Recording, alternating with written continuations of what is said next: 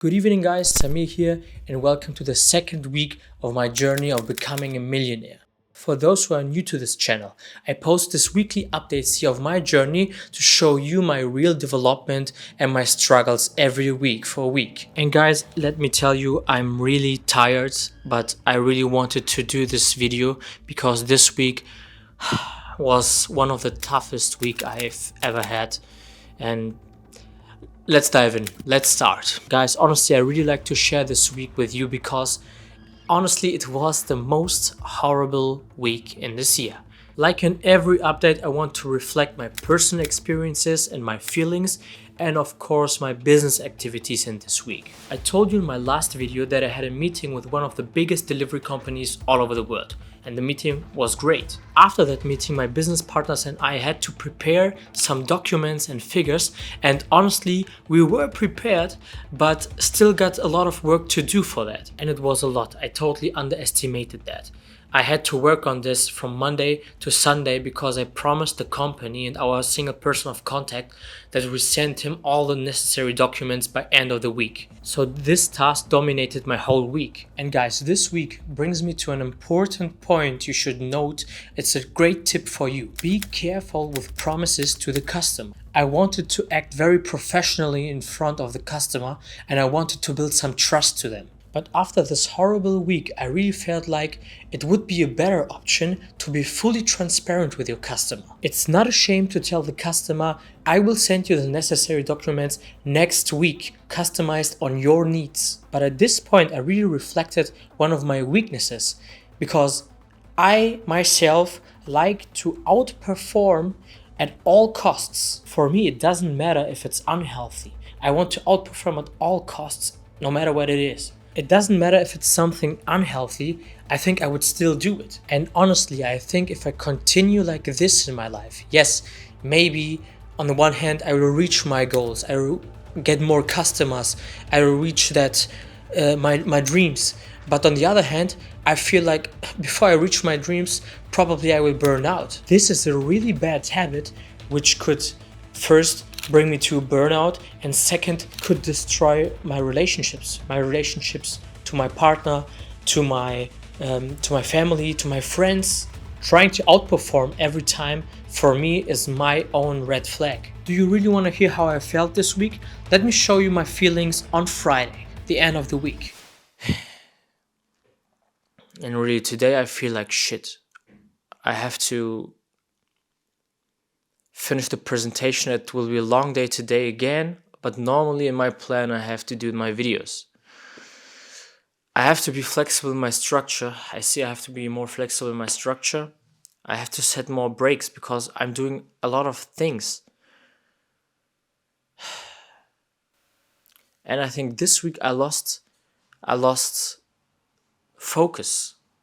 I lost focus and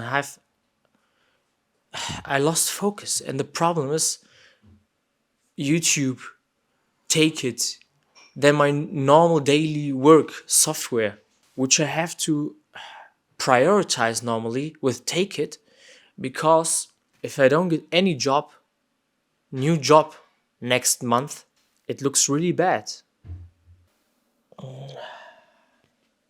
I hate this moment. Yes guys, I felt like shit. Honestly. Is it your goal in life to feel like this every week? I guess no. Me myself also don't want that.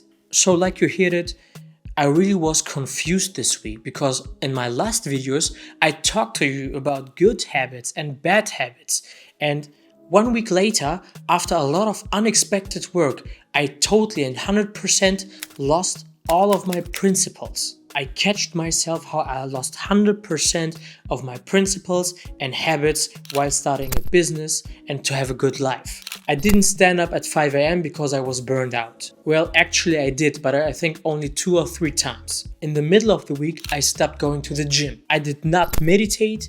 I did not the Wim Hof breathing. Nothing. I stopped reading my 40 pages. I did nothing. So I asked myself, why was it so easy? And I think you hear it in my tone. Why was it so easy to bring myself so easy out of my plan, out of my concept, out of my strategy? I don't know if you can relate to this, but this is something I really have to work on. I'm really angry and currently a little bit aggressive when I think of that. But I think I also have to work on this kind of reactions, and because maybe I think I'm reflecting right now that I'm maybe a little bit too hard to myself. And maybe just because I had a bad week, it doesn't mean that my whole plan is bullshit. Yes, I got unexpected things during my plans, but this is a thing that will always happen. And yes, currently my focus is not on 100%. I got to create content this week. I got to prepare unexpected special task for a company that totally destroyed my plan this week. So what I want to show you here is, and you can see it, I'm really fighting with myself at this point. But yeah, at the end, we finished this week the work for the bigger company, and we also got a positive response. So we will see by the end of the month what we will have. But let's talk a little bit more about my feelings. Yes, I felt like shit this week, but I don't think that's only because of my hard work. I want to reflect the Monday. I told you in my last video about a customer who called me because they wanted to start a new software project. So Leo, my business partner in the software agency, and I created him a great offer in our opinion. Well, he didn't share this opinion with us, so on Monday we got a rejection for him, the first day of the week. Great start. And honestly, the reason was that he compared us to the competitors which worked with him in other projects, and because of our price was so much higher than possible other competitors, he didn't feel any trust anymore. Right now it's okay and totally accept that, but I definitely should keep an eye on our offerings, especially when I actively start this month to approach to potential new customers. And guys, let me show you a video which I have done on Monday. I think it sounds like I really let my bad mood determine my whole week. So let's watch it. Good evening, it's Monday, 12 a.m. and I just got a call from, not a call, I just wrote a customer. The customer I told you last week about, who we made an offer for a software project, and didn't get that nice reply, honestly. Yeah, we didn't get the job, and it would be very nice if we had that job, because it would put off a little bit pressure for this month. I'm still waiting for cash. These are the moments, the struggles I told you about when starting a business. This week I'm still working on my website. I'm still working on my portfolio, which I have to finish. Have you noticed how I tried to keep on my hands-on mentality? I really tried to stay positive, but I realized it was just for the video. In reality, it didn't help me to start with a good vibe, positive mindset. I totally failed. And guys, this was not enough. I told you in my last video that I'm still waiting for some cash from customers, and just guess what happened. Exactly, nothing.